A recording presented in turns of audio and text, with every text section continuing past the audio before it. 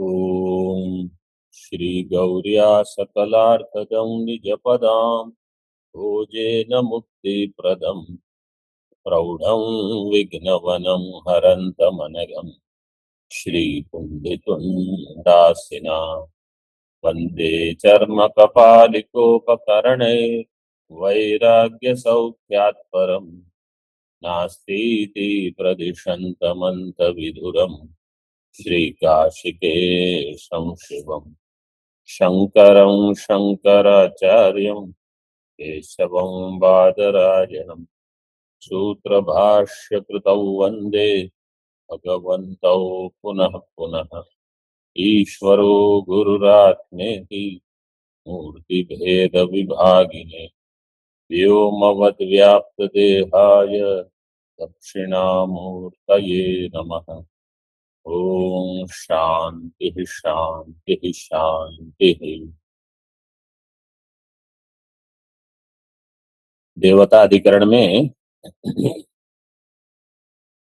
केवल व्यक्ति में शक्ति नहीं मान रहे हैं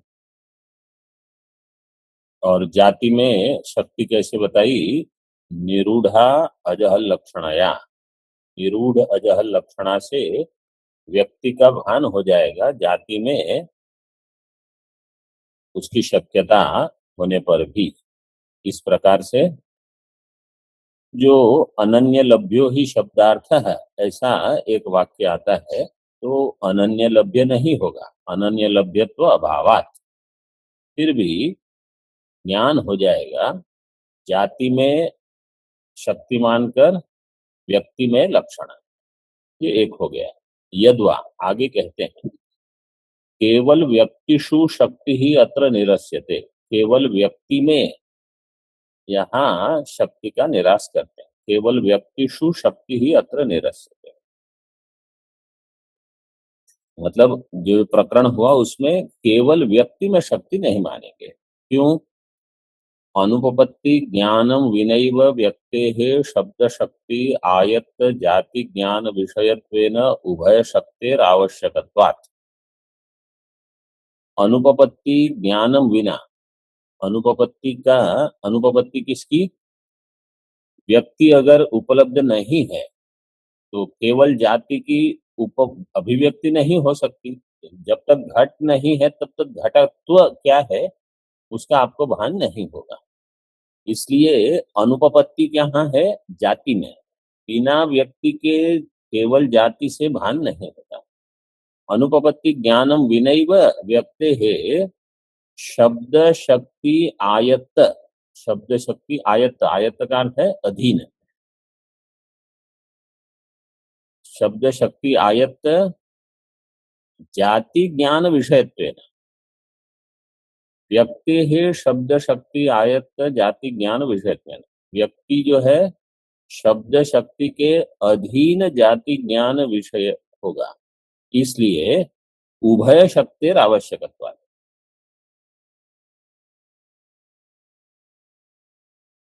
बिना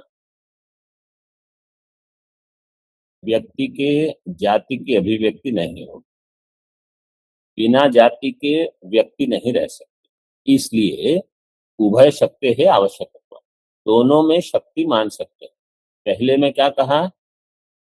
केवल जाति में शक्ति और व्यक्ति में लक्षणा। अथवा अभी करके कहते हैं कि समझो पहले का अर्थ केवल इतना है कि व्यक्ति में लक्षणा, व्यक्ति में शक्ति नहीं मानते और दोनों में शक्ति मान लेंगे ऐसे।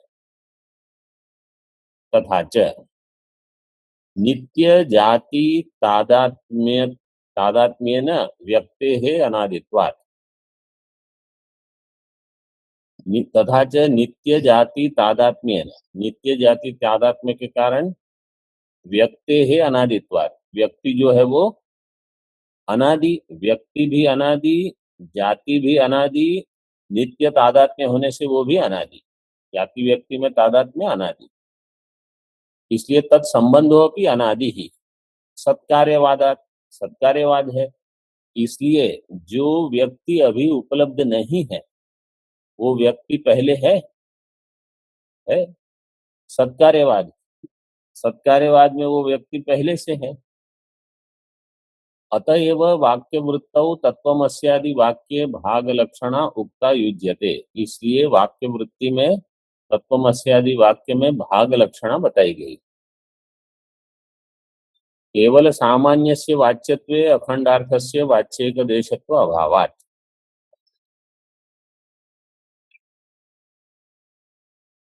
मीमांसक अथवा ये तो वेदांती अभी खंडन कर रहा है, तो इसलिए मीमांसक भी, मीमांसक वास्तव में उनको कुछ सत्कार्य मान लेंगे, उनको ज्यादा वो न्याय वाले जो मानेंगे वो नहीं मानते असत्य। अतएव इसलिए वाक्य वृत्ति में तत्वमसि जो महावाक्य है, इसमें तो तत् के साथ जाति व्यक्ति, त्वम के साथ भी जाति व्यक्ति, जाति से लेंगे चैतन्य, दोनों में है। और व्यक्ति उपाधि जो व्यक्तिगत है, दोनों की अलग अलग, जीव की अलग, ईश्वर की अलग।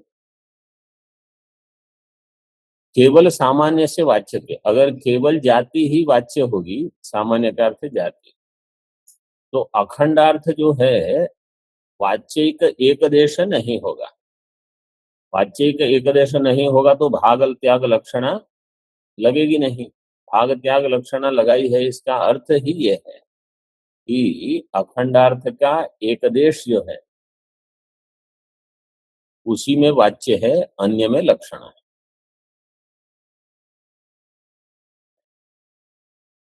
अतः प्रभवात् इति सूत्र स्वारस्याच केवल व्यक्ति शक्ति निराशे इति गम्यते।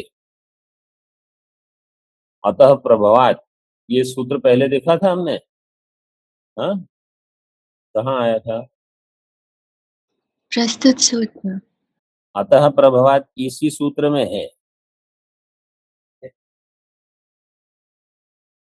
मतलब अब जो अध्ययन करते हैं नहीं करते हैं, यहाँ सबकी परीक्षा हो जाती। तो पढ़ के कौन आता है, ऐसे ही घूमने फिरने आ जाते हैं, सब यहाँ पता चल जाता है। अतः प्रभवात् इति सूत्र स्वारस्याच, इस सूत्र में स्वारस्य है। केवल व्यक्ति शक्ति निराश इति गम्यते, तो केवल व्यक्ति में शक्ति का निराश, केवल व्यक्ति में शक्ति नहीं मानेंगे, उसका निषेध हो गया। केवल व्यक्ति वचना खलु डित्थादि शब्दा अर्थानंतर भाविनः सांकेतिका। कोई कहेगा ऐसे भी तो शब्द है जो केवल व्यक्ति के वाचक है, मतलब ऐसा आवश्यक नहीं है कि सभी जगह जाति भी हो। केवल व्यक्ति वचना खलु डित्थादि शब्दा अर्थानंतर भाविनः, किसी अन्य अर्थ को बताने वाले हैं, ऐसे सांकेतिक शब्द हो सकते हैं। तो ऐसे जो शब्द हैं वो व्यक्ति की उत्पत्ति के बाद ही उनके लिए शब्द का प्रयोग होता है। जैसे दृष्टांत दिया था, यज्ञदत्त, देवदत्त को पुत्र हुआ यज्ञदत्त, पुत्र की उत्पत्ति के पश्चात ही उसको नामकरण किया गया। ऐसे तो अगर ऐसे जो शब्द हैं सांकेतिक शब्द, वो अलग है। गवादि शब्द जो सामान्य शब्द है, गवादि शब्दास्तु व्यक्ति प्रभव हेतुत्वेन प्रागेव सन्ति इति न व्यक्ति मात्र वचनाः सांकेतिकाः। जो गवादि शब्द है व्यक्ति मात्र प्रभव हेतुत्वेन, व्यक्ति की उत्पत्ति हुई तो गवादि शब्द वहां आप व्यवहार कर सकते हो, लेकिन वो प्रागेव सन्ति, गौ शब्द पहले से ही है। इति न व्यक्ति मात्र वचना सांकेतिका, वो व्यक्ति मात्र वचन वाले सांकेतिक शब्द नहीं। तो कैसे हैं? किंतु स्थूल सूक्ष्म भावेन अनुस्यूत व्यक्ति अविनाभूत सामान्य वचना इति मंतव्यम। स्थूल सूक्ष्म भावेन अनुस्यूत, व्यक्ति के साथ अविनाभाव ऐसे सामान्य वचन है। मतलब सामान्य वचन का अर्थ है ये जाति के सूचक है, जाति के सूचक हो और स्थूल सूक्ष्म, यहाँ ऐसे विभाग कर सकते हैं। सूक्ष्म का अर्थ है जाति और स्थूल का अर्थ है आकृति। आगे बताएंगे आकृति जाति एक ही है। जैसे वो अब आगे जो आएगा, तो अभी केवल इतना समझ लो, स्थूल जो मतलब कोई विग्रह है ऐसा लग, जैसे घट क्या है, पृथु जो उद पृथु उदनोदरादि आकार जो है, वहीं आप घट शब्द का व्यवहार कर सकते। अन्य किसी को, जैसे कोई अन्य पदार्थ है, उसको आप घट नहीं कहोगे, वो घट के लिए एक आकृति विशेष आवश्यक, अथवा गौ, वो तो एक आकृति विशेष हो, उसी में गौ शब्द है। वो कुछ अलग दिखेगी तो भी आप सोचते रहोगे कि इसको गौ कैसे कहते हैं। जैसे वो जर्सी गाय यहाँ घूमती है, उसको देख के आपको कभी लगेगा ही नहीं कि इसको गौ शब्द व्यवहार किया जाए, लेकिन होता है, क्योंकि वहां शासनादि महत्व मिल जाएगा, ये समस्या है। वो है तो शब्द व्यवहार कर लेंगे। तो जो भी है, स्थूल सूक्ष्म भावेन अनुस्यूत व्यक्ति अविनाभूत है। तो व्यक्ति के अविनाभूत सामान्य जाति इति मंतव्य, मतलब वहां जाति को इंगित करने वाला, लेकिन व्यक्ति के सहित इति मंतव्य। न च इंद्रादि व्यक्तेः एकत्वेन जाति अभावात् आकाश शब्दवत् इंद्र चंद्रादि शब्दाः केवल व्यक्तिवचना इति सांप्रतम। इंद्रादि व्यक्ति है, कोई कहेगा इंद्र तो एक ही है, उसमें जाति कहाँ है। जैसे आकाश, आकाश शब्दवत, आकाश में भी जाति नहीं है, इंद्र शब्द भी किसी जाति को नहीं बताता। इंद्रादि व्यक्ति है एकत्वेन जाति अभावात् आकाश शब्दवत इंद्र चंद्रादि शब्दाः केवल व्यक्तिवचना। इंद्र चंद्र ये शब्द केवल व्यक्ति को बताएंगे। इति न च सांप्रतम, ऐसा नहीं है। क्यों? अतीत अनागत व्यक्ति भेदेन जाति उपपत्ति है, जाति की उपपत्ति हो जाएगी। कैसे? पहले कोई इंद्र था, उसके पहले और इंद्र था, आगे और कोई इंद्र आएगा, तो अतीत अनागत व्यक्ति भेद है, इसलिए जाति की उपपत्ति हो जाएगी। इंद्र और जो पूर्व में दिए मरुत, वसु, रुद्र, सभी में इति अलम प्रपंचन, बस इतना विस्तार हो गया। विदृष्टान्तम उपसंहृत्य दार्ष्टान्तिकम आह, भाष्य में दृष्टांत का उपसंहार कर दिया, दार्ष्टान्त बता दिया। व्यक्तिषु उत्पद्यमानासु अपि आकृतीनां नित्यत्वात् न गवादि शब्देषु कश्चित् विरोधो दृश्यते।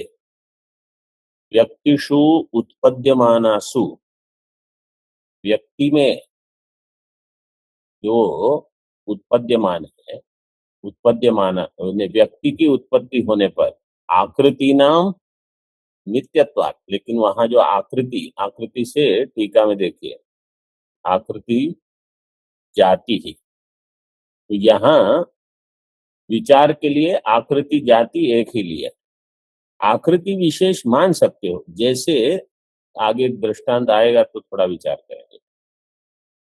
आकृति नाम नित्यत्वात्, मतलब जाति नित्य है, जाति नाम नित्यत्वात्।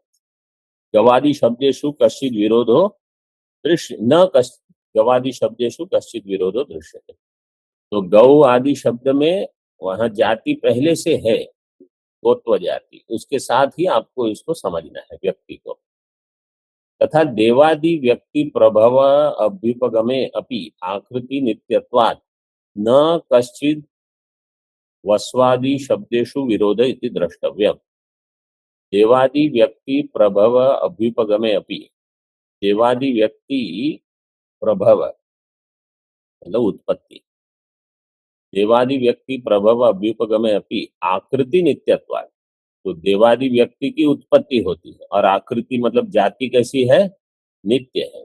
नित्यत्वात् न कश्चित् वस्वादि शब्देषु विरोध, इसलिए वस्वादि शब्दों में कोई विरोध नहीं इति द्रष्टव्यम्। आकृति विशेषस्तु देवादीनां मंत्रार्थवादादिभ्यो विग्रहवत्वादि अवगमात् अवगंतव्य। आकृति विशेष, आकृति विशेष देवादीनां मंत्र अर्थवादादिभ्य है, देवताओं के जो मंत्र है, देवताओं के जो अर्थवाद है, उससे आकृति विशेष का भान हो सकता है।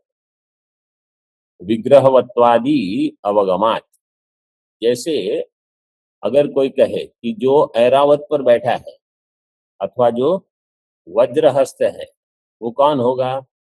वो इंद्र ही होगा। तो ये आकृति विषय, मतलब हमको ये नहीं पता चलेगा कि इसमें इंद्रत्व है, लेकिन ये तो दिखेगा कि ये ऐरावत पर बैठा है और ये वज्रहस्त है। तो समझो कहीं चित्र देखते हो, मंदिर में कहीं जाओ, कुछ चित्र है, बोले ये इंद्र है। कोई मकर वाहन है, तो कौन होगा वो? वरुण।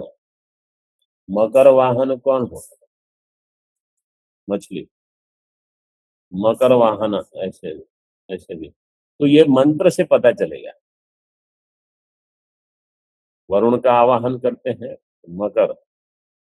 इसी प्रकार जैसे कभी यमराज को कोई चित्र है, वो कैसे दिखाते हैं? मतलब भयंकर जैसा मुख हो, बड़ी मूछ हो, कुछ ऐसा। तो ये विग्रह विशेष से भान होता है, क्योंकि वास्तव में वो जो चित्रण है वो मंत्र को लेकर है। किसी मंत्र में कुछ वर्णन है, उससे ये चित्र बनाया गया है। तो इसमें यमत्व है, इसमें वरुणत्व है, इसमें इंद्रत्व है, ये अश्विनी कुमार हैं, ऐसे विग्रहवत्वादि अवगमात अवगंतव्य है।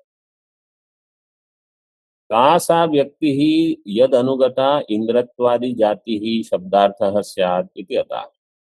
वो कौन सी व्यक्ति है जिसमें अनुगत इंद्रत्वादि जाति है, वही शब्दार्थ होगा। इति अतः आकृत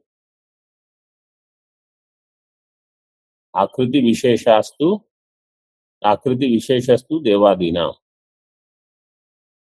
मंत्रार्थवादादिभ्यो, ये हो गया। वज्रहस्त पुरंदर इत्यादिभ्य, अब ये मंत्र में आया है वज्रहस्त, तो अभी आपको भान हो जाएगा कि वज्र हस्त वाला इंद्र ही होगा।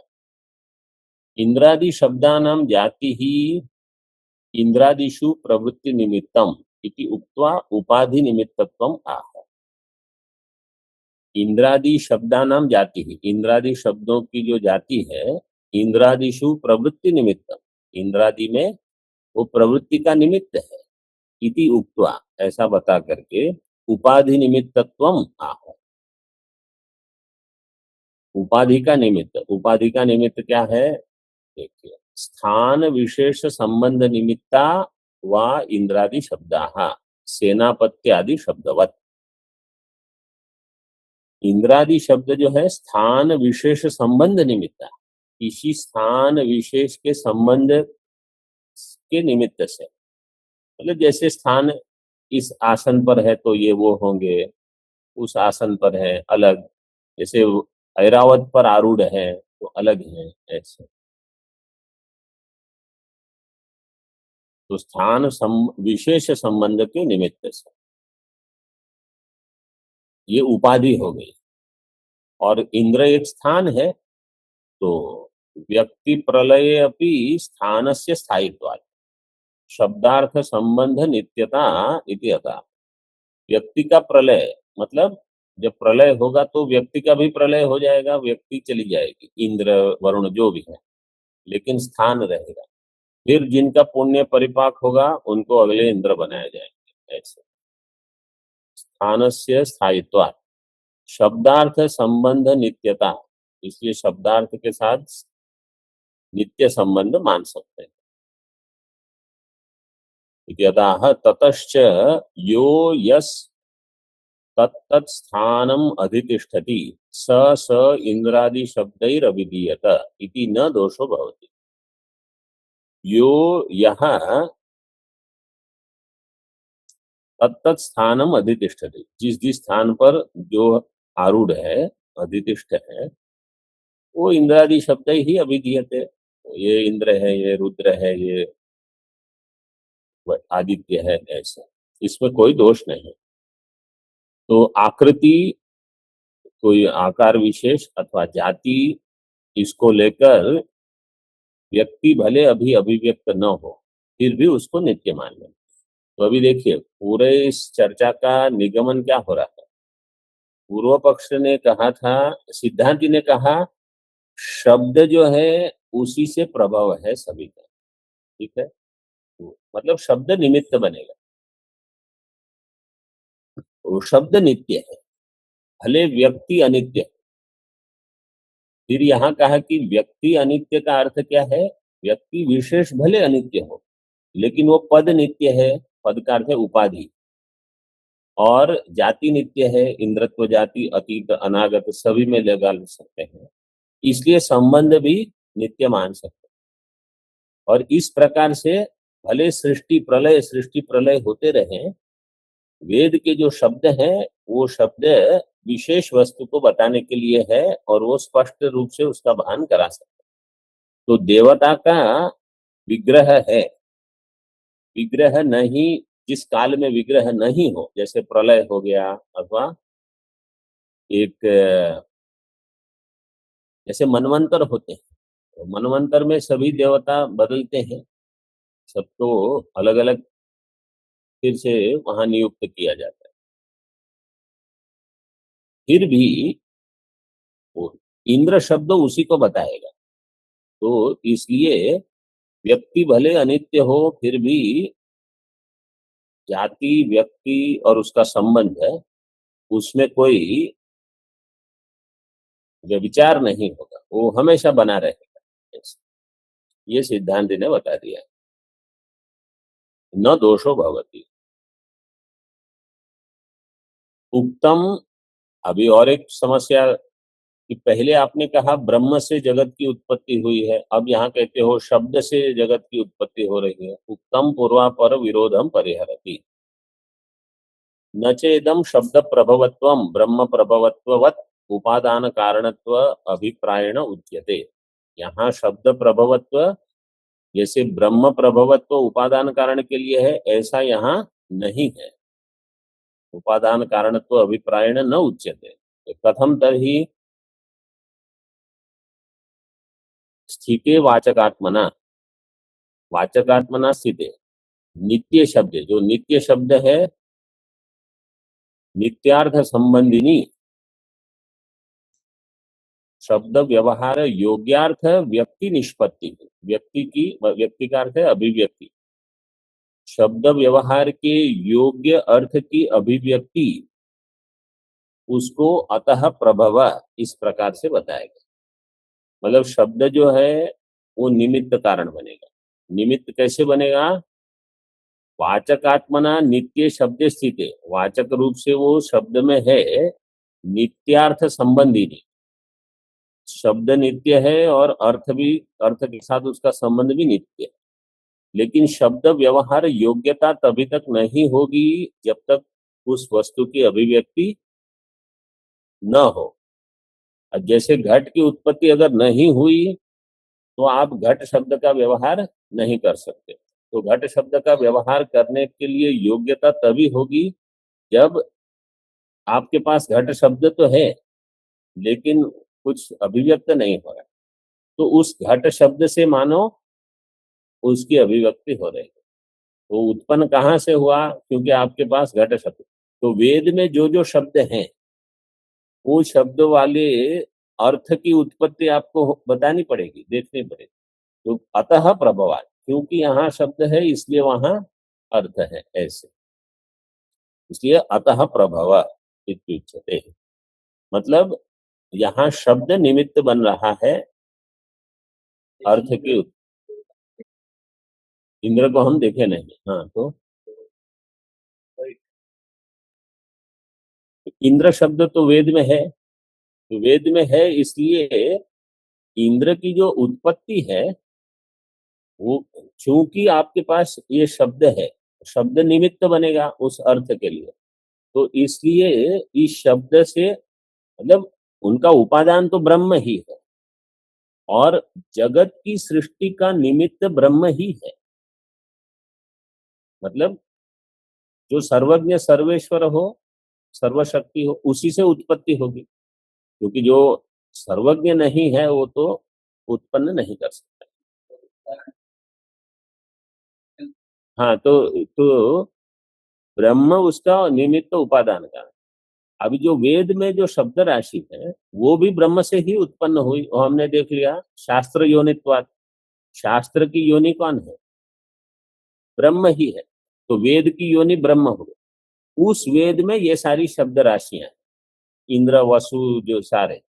तो अब इंद्र पद पे कोई जीव नियुक्त होगा, उसको इंद्र संज्ञा मिलेगी, क्योंकि उनके पुण्य कुछ विशेष प्रकार के हैं। तो इसलिए अब इंद्र नाम की व्यक्ति एक उत्पन्न हुई, मतलब कोई एक व्यक्ति है, कोई एक जीव है, अब उनको इंद्र संज्ञा मिल रही है, इसलिए क्योंकि अतः वेद में वो उपलब्ध है उस निमित्त से। आपका प्रश्न क्या था? वाचक आत्मना वो, हाँ,